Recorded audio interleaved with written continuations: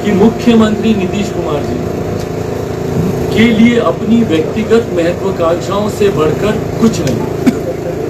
मुख्यमंत्री कैसे मुख्यमंत्री रहे इसका तो वो निरंतर प्रयास करते ही हैं, पर कैसे वो प्रधानमंत्री बन जाए, कैसे वो राष्ट्रपति बन जाए, उसके लिए भी वो निरंतर प्रयासरत रहते हैं। नीतीश कुमार जी पुनः पलटी मारने वाले और वो महागठबंधन के साथ जाने का प्रयास करेंगे और उसके बाद उनका लक्ष्य होगा कि कैसे 2024 में ये प्रधानमंत्री पद के दावेदार बने। विपक्ष की तरफ से साझा उम्मीदवार बनने की इनकी महत्वाकांक्षा है, जो आज इनको बिहार के राजभवन, बिहार के विकास के लिए हो रहे हैं। क्या इसके पीछे की मंशा बिहार का विकास है? बिहार में क्या कोई रुका हुआ ऐसा काम था जिसके लिए मुख्यमंत्री नीतीश कुमार जी जब तक वापस महागठबंधन में नहीं जाएंगे तो वो कार्य पूरा नहीं होगा? क्यों हो रहा है ये? पिछले 8 सालों में मुख्यमंत्री जी ने 3 अलायंसेस बदली। 2015 में एनडीए छोड़कर महागठबंधन के साथ, उसके बाद 2017 में रातों रात महागठबंधन छोड़कर एनडीए के पास आते हैं और उसके बाद अब एनडीए छोड़कर पुनः महागठबंधन के पास जा रहे हैं। कारण क्या है इसमें? बिहार का कौन सा हित इसमें छुपा हुआ है? मुझे मुख्यमंत्री नीतीश कुमार जी जवाब देना। इन्होंने 2015 में भी जनादेश का अपमान किया, 2020 के भी जनादेश का ही अपमान किया। 2015 का जनादेश महागठबंधन की सरकार के लिए था, उसका अपमान करके 2017 में ये एनडीए के साथ आ गए। हाँ सर, दे रखा है फ्रेम। और उसके बाद 2020 का जनादेश अपमान कर ये पुनः महागठबंधन के साथ जा रहे हैं। इसमें कौन सा बिहार का हित छुपा हुआ है मुझे बताएं। और पिछले 1.5 साल में भाई ये खूबसूरत समय था मुख्यमंत्री नीतीश कुमार जी के पास। 2017 में जब ये वापस एनडीए में आए थे, वो एक खूबसूरत मौका था मुख्यमंत्री नीतीश कुमार जी के पास, क्योंकि एक लंबे समय के बाद जो प्रधानमंत्री जी की भाषा में डबल इंजन की सरकार कहा जाता है, वो डबल इंजन की सरकार एक लंबे समय के बाद, लगभग 2.5 दशक के बाद बिहार को मिली थी, जहां केंद्र की तर्ज में बिहार में भी सरकार थी।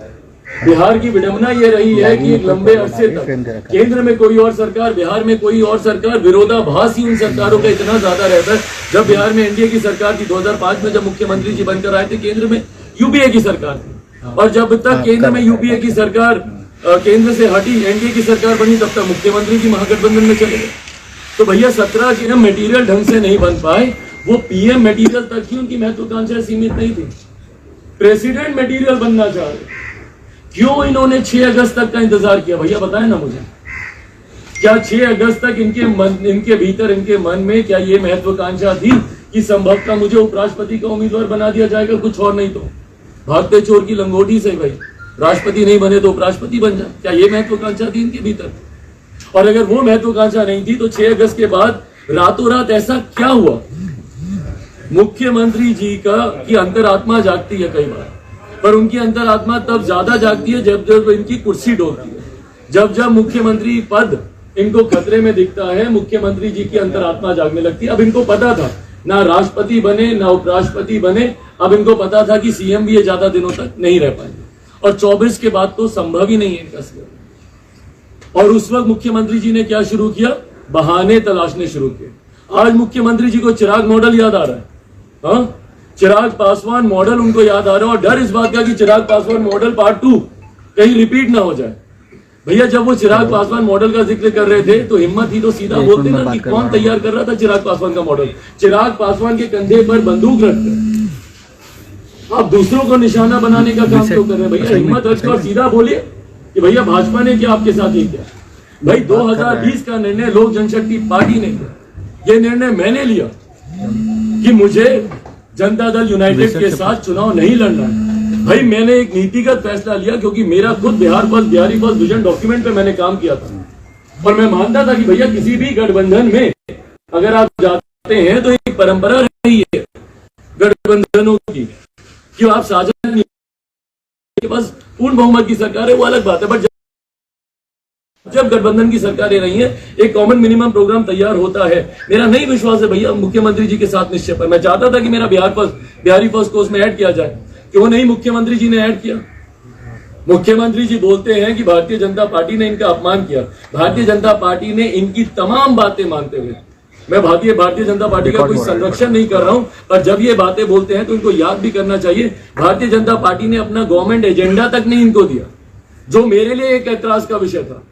मैंने उस वक्त भी भाजपा से मैंने कहा था कि भैया आप एक ऐसी सरकार का हिस्सा क्यों बनने जा रहे हैं जो सरकार अपना एजेंडा ही आपका एजेंडा अपने गवर्नमेंट एजेंडे में लागू नहीं कर रही है। भैया 7 निश्चय एनडीए का तो एजेंडा नहीं था ना, वो महागठबंधन की सरकार में बना था जब मुख्यमंत्री नीतीश कुमार जी लालू जी के साथ थे। तो भाई जिस सरकार बदली पर एजेंडा तो नहीं बदला ना, वही एजेंडे पे काम हो रहा था जो लालू जी के वक्त महागठबंधन में हो रहा था, वही 2020 के बाद एनडीए के साथ होने लगा। भाजपा ने तो अपना एजेंडा भी नहीं दिया। तीसरे नंबर की पार्टी के नेता को उन्होंने मुख्यमंत्री बना दिया। कौन सी ऐसी बात थी जो कि मुख्यमंत्री जी ने कही और भारतीय जनता पार्टी ने नहीं मानी? आज ये बहाना तलाश रहे हैं, कभी चिराग पासवान को बहाना बनाते हैं, कभी बोलते हैं भैया भाजपा ने हमको अपमानित करने का काम किया। तमाम नीतियों से समझौता भारतीय जनता पार्टी करती रही, जिसका मुझे ऐतराज रहा है। सीए एनआरसी हमारे गृह मंत्री जी देश भर में उसको लागू करने की बात करते हैं और ये बिहार में उसके खिलाफ इन्होंने प्रस्ताव पारित किया। एक के बाद एक एजेंडे, जातीय जनगणना तक इन्होंने इनके साथ समझौता करके इनके घटक दल इनके साथ चलते रहे। पर ये मुख्यमंत्री जी की अपनी व्यक्तिगत महत्वाकांक्षाएं जिम्मेदार रही है। जरूरत है, मुख्यमंत्री की जरूरत है, तो मुख्यमंत्री अपनी महत्वाकांक्षाओं के लिए इस्तीफा देंगे, दोबारा सरकार बनाएंगे, फिर यहाँ पे मर रहे हैं, उनका क्या, वो मरते रहेंगे। इनको कोई चिंता नहीं है कि बिहार में सुखाड़ से कितने किसान परेशान हैं। इनको कोई चिंता नहीं है कि रोज वहां पर छात्र हो, शिक्षक हो, वहां पे आंदोलन कर रहे हैं। और महंगाई और बेरोजगारी की तो चर्चा ही मुख्यमंत्री जी ने करना बंद कर दिया। 19 लाख का वादा कर ये सरकार में आए थे।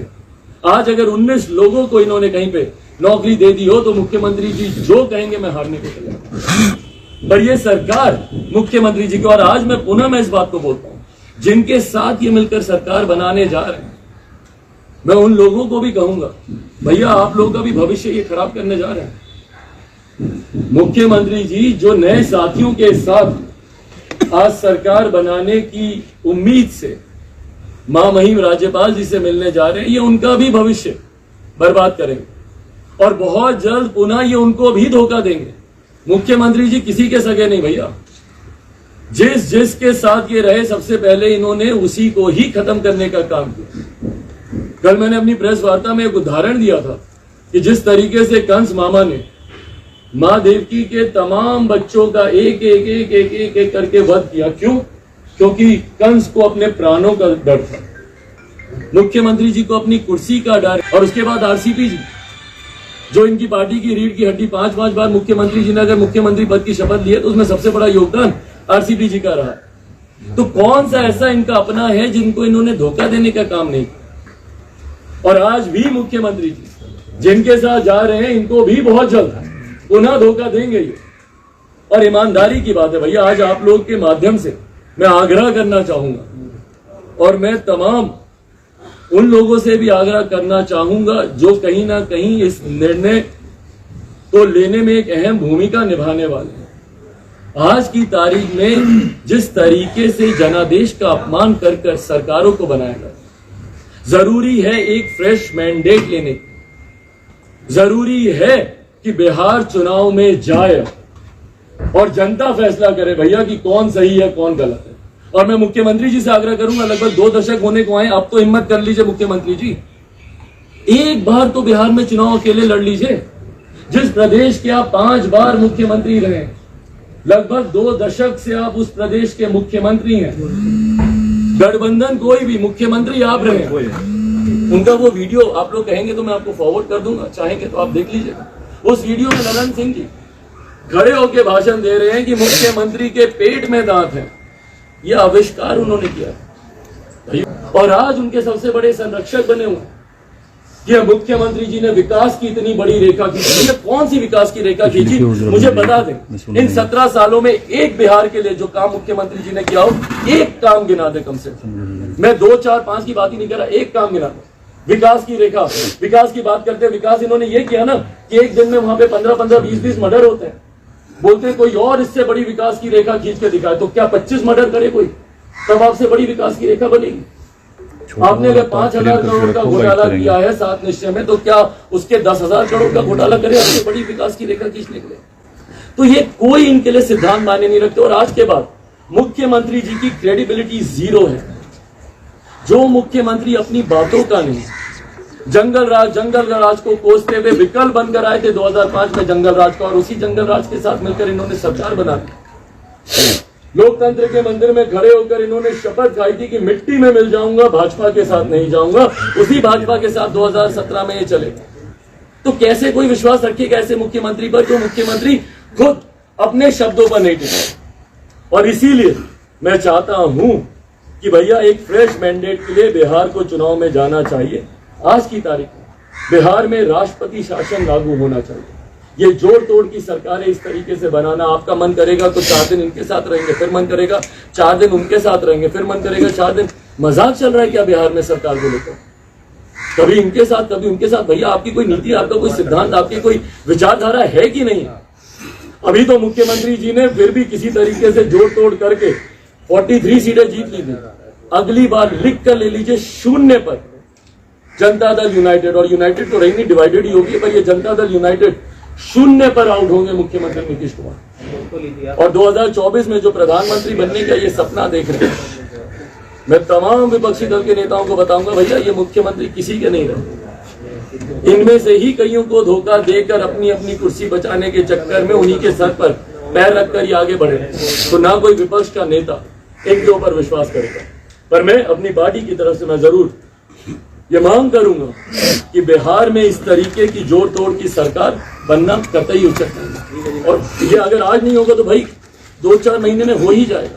लंबे समय मुख्यमंत्री महागठबंधन में भी नहीं रहने वाले। मध्यवर्ती चुनाव बिहार में होना तय है। भाई मैं कल छपरा में था, सारण में 13 लोग जहरीली शराब पीने से मरे। एक पवन पासवान करके एक लड़का है, वो भी छपरा का ही है नहीं खाक, उसको दबंगों ने पीट कर लाख घूसे मारकर उसके हाथ पांव बांधकर, वो वीडियो भी बहुत वायरल हुआ है, संभवतः आपने देखा होगा उसके पिटने का वो वीडियो, उसको पीट कर उसको मार दिया। बिहार में रोज हत्याएं हो रही। बिहार में शिक्षक जिनको हम लोग भगवान से भी बढ़कर दर्जा देते हैं, वो सड़क पर आंदोलन कर रहे हैं, अपना सर मुंडवाकर। छात्र आंदोलन है सड़क पर। 3 साल का कोर्स बिहार में 6 साल में कंप्लीट होता है। ये सारी बातें तो ये उनको आज एकदम से पता चल गया था कि उनकी पार्टी को तोड़ने का प्रयास किया जा रहा है। टाइमिंग पे तो सवाल मैं भी उठा रहा हूँ ना भैया कि 6 अगस्त के बाद ही क्यों?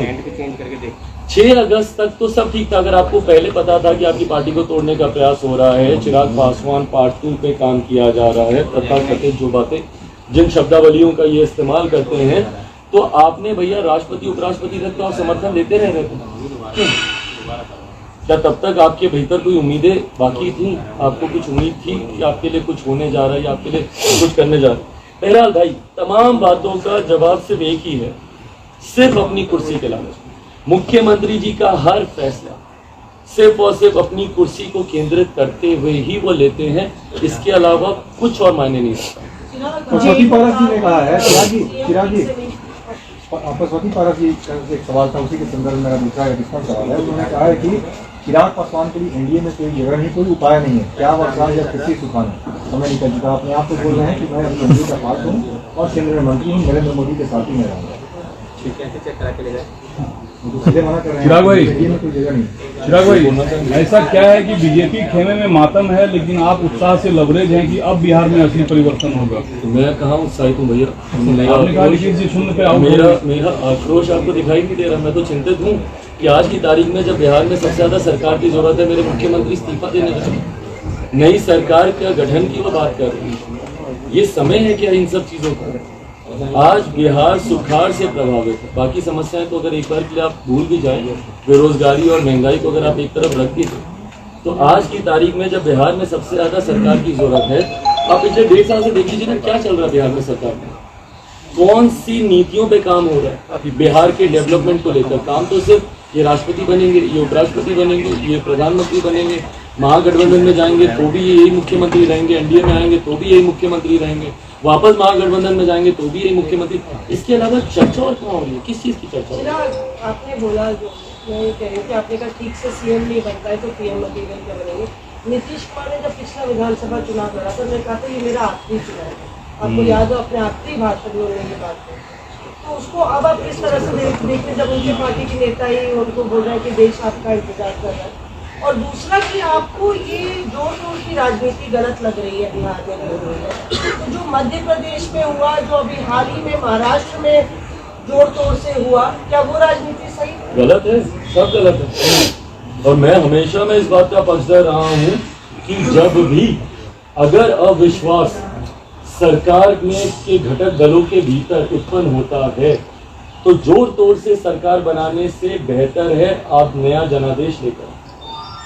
पहली बात तो जो जनादेश जनता ने आपको दिया है उसका सम्मान करना सीखना जरूरी है। मुख्यमंत्री जी ने दो बार जिस तरीके से जनादेश का अपमान किया, महागठबंधन के साथ चुनाव लड़े तो एनडीए के साथ सरकार चलाई, एनडीए के साथ चुनाव लड़े तो महागठबंधन के साथ सरकार चलाई, ये जनादेश का अपमान करना। जिन जिन राज्यों का आप जिक्र कर रहे हैं तमाम गलत है। आप जनादेश का अपमान कर रहे हैं, आप उस जनता का आप अपमान कर रहे हैं जिन्होंने आपको चुनकर वहां पे बैठने के लायक बनाया, ये गलत है। Chirag, Nitish Kumar has tendered his resignation now, and what he's saying is that BJP made JDU weak and that they were humiliated time and again, and which is why this is coming. Well, I'm surprised to hear this, that JDU says that they were humiliated. I mean, someone who's at number 3 in Bihar politics in terms of seats, a leader of that party is made the chief minister of my state. Is this humiliation? Back to back, Bharatiya Janata Party agreed to whatever Nitish Kumar ji said as a chief minister.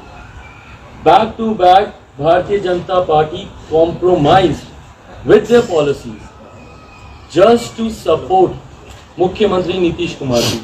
Is this humiliation? I don't understand what kind of a humiliation is this. It's just an excuse that Mukhyamantri ji wanted to come out of this alliance because he had bigger aims for the future. He's planning to be the Prime Minister candidate for 2024, and that was very evident, that was very clear right from day one. And I'll repeat myself, I said this almost 22 months, that is his ultimate goal, ultimate aim, and he'll be aiming for it. मौसमी जी, आपको वो सवाल एक रह गया था कि आखिरी उसमें इन्होंने कहा था कि मेरा आखिरी चुनाव है। मुख्यमंत्री जी के कौन सी बात का भरोसा करेंगे? क्रेडिबिलिटी यहीं से ही खत्म होती है। जो मुख्यमंत्री अपने शब्दों का नहीं, वो किसी का हो सकता है। मैं एक और आपको एग्जाम्पल दूंगा, क्योंकि 16-17 साल बीत गए इस बात को। 2005 में जब मेरे मुख्यमंत्री प्रदेश के पहली बार मुख्यमंत्री बने थे, उस वक्त मुख्यमंत्री जी ने एक सपना देखा था और सार्वजनिक मंच से उन्होंने कहा था कि मेरा सपना है कि जितने पलायन किए हुए बिहारी दूसरे प्रदेशों में हैं, मेरा सपना है कि वो सब वापस आए, उन सबको मैं अपने प्रदेश वापस लेकर आऊंगा। जो मुख्यमंत्री 17 सालों में अपना सपना नहीं पूरा कर पाए, वो बिहारियों के सपने उन्हीं के साथ सरकार मिट्टी में मिल जाऊंगा, भाजपा के साथ नहीं जाऊंगा, उन्हीं के साथ सरकार। ये मेरा आखिरी चुनाव, उसके बाद राष्ट्रपति का भी चुनाव लड़ने को तैयार है, उपराष्ट्रपति का भी चुनाव लड़ने को तैयार है, मुख्यमंत्री का भी लड़ने को तैयार है, प्रधानमंत्री का भी लड़ने को तैयार है। तो जो मुख्यमंत्री अपने शब्दों का नहीं और शब्दों का